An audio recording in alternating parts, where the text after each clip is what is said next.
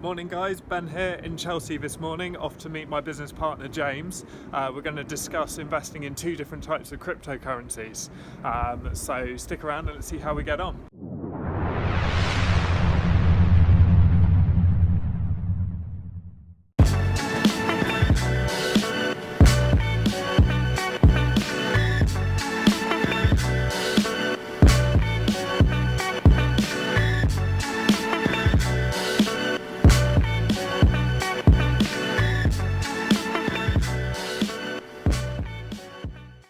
I've met James here at Peter Jones in Chelsea, I think because of the view, which makes complete sense because the view here is incredible. But we just wanted to go through and run a few questions just about the cryptocurrencies, and we thought instead of doing this one-on-one and in private, but we'd film the process and make it more of a formal interview so that if you guys did have questions about investing yourself, you could see the sort of concerns that James has raised to me and see if they line up with your own views, and also about how to buy them as well. So without further ado, James is going to ask me the questions now. So why is now the time to invest into cryptocurrencies? I feel cryptocurrencies are at a critical point in their time where you've got one that is so far ahead of the others in terms of value, and a lot of the smaller ones are almost thinking of ways to do it better.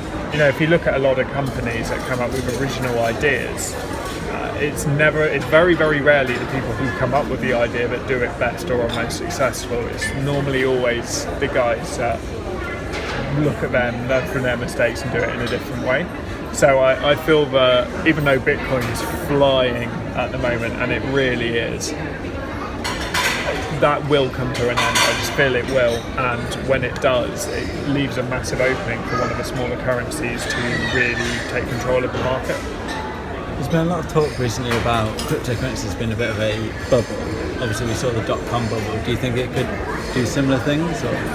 I think Bitcoin could. I think, yeah, definitely Bitcoin could. And if you look back to one of my earlier blogs, I talked about how, well, I compared Bitcoin to the Dutch tulip bulbs in whenever 1600s, which I think every economist has done because it's Economies 101, and it's very similar to the .com burst. You know, it's effectively a hard drive that you're buying for thousands of dollars, and that could explode at some point. You know, not literally, but it could cause an incredible crash. So, and I think that should that happen, right in the same way we saw the .com burst, yeah, it wiped a load out, but also we obviously still use the internet for so much, and there are so many internet companies now. So I think it would stabilise things, and we probably won't see the same volatility that we've been seeing at the moment. Obviously there's a lot of currencies on the market. Which have you got your eye on? So it'll be Ripple and NEM, I feel, are the best options at the moment, quite simply because Ripple is one that's is designed to be used by banks, and so you can transfer money abroad and you do huge transactions very, very cheaply, and is used by Santander and Bank of Canada. And NEM is one that's basically preparing itself for regulation, and it's very, very new as well, so, and it's getting a lot of attention. So should NEM's a higher risk one, but should NEM work, it's the one that has the potential, I think, to make the most money. Okay, what are the prices around these? So at the moment we've got NEM is 27 cents and Ripple is 23 cents, which is incredible, I think, at the moment, and is, to be honest, part of the reason that I'm looking at these two in particular, because the average price of a cryptocurrency, I'd say, is in between about $30 to $300. So it shows you what they usually trade at and the potential that's there for them to go to. Obviously the markets are very unregulated. Yeah, they are completely unregulated, yeah. What do you think about this? Obviously it's a bit iffy. Yeah, I think that Bitcoin is the one that is going to cause them to be regulated. We see a lot of people using it with, for example, mass scams like the WannaCry thing that took over the NHS. They have to pay them in Bitcoin, and we see that pretty much universally amongst any kind of scam where they want money, they have to be paid in Bitcoin. So there is that risk, and I think a lot of countries, especially more developed Western countries, will grow tired of that and will insist of some kind of regulation on Bitcoin. And that will lead the way to other ones such as NEM, for example, which is pretty much geared itself up for regulation and makes it much more pliable to that kind of financial environment.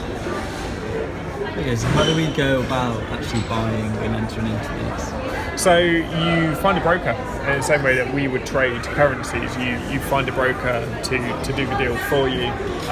It's worth bearing in mind there are so many brokers out there, and there probably aren't. I like to think that most are legitimate, but there are definitely some that aren't.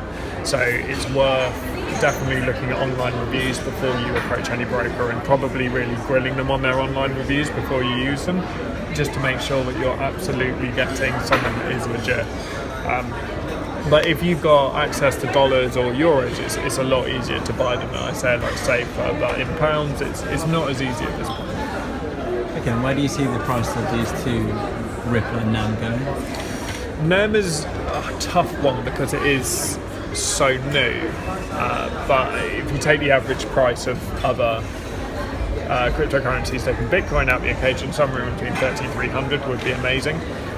With Ripple, the predictions are $4 to $10 trading, sort of within the next sort of year to 18 months. But I like to think that eventually would end up at a natural level around sort of 50 to 100. A lot of cryptocurrency traders are speculators. I was going to ask you, are you a speculator? There is a degree of speculation involved in this, and actually, especially, I'd always say this with investments, but I think especially with cryptocurrencies, only invest what you are willing to lose. Write that money off as soon as you invest it, because there is an awful lot of speculation out there. There's risks that the creators will just wait until it's worth enough and then take 20% of what they own out and just run up with the money. And there's all these kind of worries out there. But ultimately, it's something that so many people have profited from, and fortune favours the brave, right? You've got to give it a go. You've got to dip your toe in the water. Are you excited?